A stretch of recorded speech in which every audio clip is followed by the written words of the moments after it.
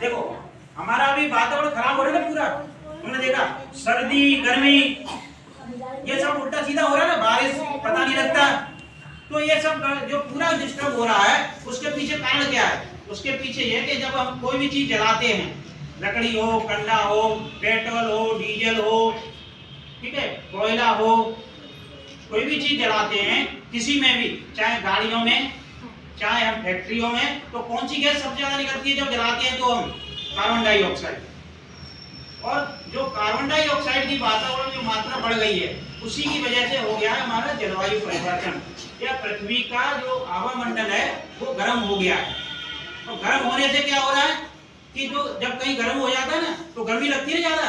तो तुमने देखा होगा गर्मी के सीजन में बहुत गर्मी लगती है, क्योंकि कहते हैं टीवी पे आता है कभी कभी टेम्परेचर जो है 49 डिग्री सेंटीग्रेड पहुंच गया, कहीं कहीं 50 पहुंच गया। तो क्यों पहुंच गया?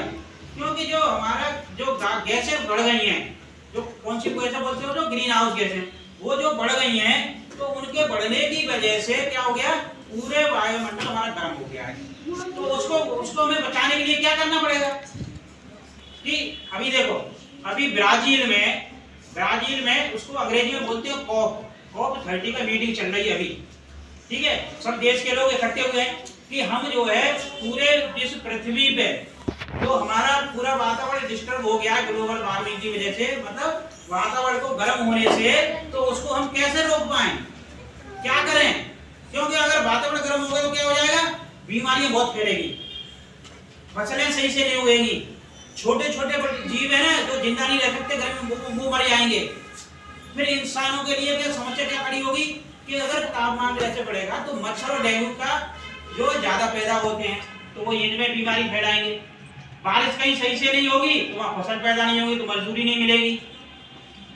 और जहाँ ज्यादा पानी बरसेगा, तुमने देखा होगा ना इस बार पंजाब में सब जगह कहाँ शहर गांव सब डूब गए, तो वहां भी मजदूरी नहीं मिलेगी, तो लोग क्या होगा कि गरीब होते जाएंगे। तो उसके लिए वहां पे ब्राजील में अभी सब लोग ये सलाह कर रहे हैं क्या किया जाए, तो हमें वातावरण का तापमान को कंट्रोल करने के लिए हमें ये कह रहे हैं कि लोग कौन सी गाड़ियां खरीदें, स्कूटर और ये कार वगैरह बिजली वाली। दूसरा कौन सी बिजली प्रयोग करें, सौर ऊर्जा, जिससे किससे चलती है ऊर्जा, जो हमारी प्लेटें लगती है, तो उससे क्या है प्रदूषण नहीं होता। एक पवन चक्की जो चलती है बड़ी बड़ी, वहां पे उससे बिजली बनती है, जनरेटर लगा होता है उसमें। ऐसे जो पानी के डैम होते हैं बनाते हैं बहुत सारी जगह पे बड़े बड़े, तो वहां पे जो वहां जनरेटर लगे होते हैं, पानी से पंखा घुमा करके फिर वहां बिजली बनाते हैं, तो इनसे प्रदूषण नहीं होता है। तो हमको उस ऊर्जा पर ध्यान देना है जिससे प्रदूषण न हो। क्यों कि बिजली ज्यादातर अब तक और अभी भी किससे बन रही है, कोयले से। कोयला जलाया जाता है, कोयला से बिजली बन रही है। जब कोयला जलता है तो कार्बन डाइऑक्साइड निकलती है। बड़े बच्चों को बड़ी क्लास में आया होगा, कोई भी चीज जलाते हैं तो कार्बन डाइऑक्साइड गैस निकलती है। ऐसे ही हम गैस जलाते हैं तो गैस होती है, जैसे गैस से पाइप लाने में गैस आती है, तो जब उसको जलाते हैं तो उसमें कार्बन डाइऑक्साइड ज्यादा निकलती है।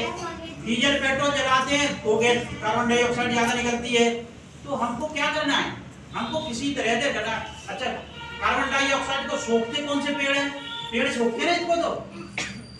तो हमें क्या करना पड़ेगा, जैसे हमने मान लो आज मोटरसाइकिल चलाई और 10 लीटर हमने पेट्रोल को जला दिया, तो 10 लीटर जला दिया, लेकिन मैं किलो में बताऊंगा तो पता लगा उससे 15 से 18 किलोग्राम कार्बन डाइऑक्साइड निकल गई। अब उस कार्बन डाइऑक्साइड को कौन खत्म करेगा, पेड़ क्या लेते हैं, कार्बन डाइऑक्साइड। तो कार्बन डाइऑक्साइड जब वो लेंगे तो अपने खाना बनाएंगे तो कार्बन डाइऑक्साइड पेड़ों के अंदर आ जाएगी। तो इस तरह से तो हमको किस पे ध्यान देना है, एक तो पेड़ लगाने पे ज्यादा, बिजली बचाने पे ज्यादा, और ऐसी ऊर्जा का उपयोग करने में जिससे प्रदूषण ना हो। तो हमारा जो ग्लोबल वार्मिंग जो बढ़ रही है, जो तापमान बढ़ रहा है पृथ्वी का, वो जो है रुक जाएगा, और रुक करके वो जो है कंट्रोल हो जाएगा। उस कंट्रोल होने से क्या होगा कि धीरे धीरे जो हमारे पास जो पर्यावरण की विपत्ति आनी है वो रुक जाएगी धीरे धीरे। और तुम बच्चों को भी समझना पड़ेगा, ये मत समझना कि तुम्हें क्या है, हमें तो कोई मतलब नहीं है, ये तुम्हें समझना पड़ेगा।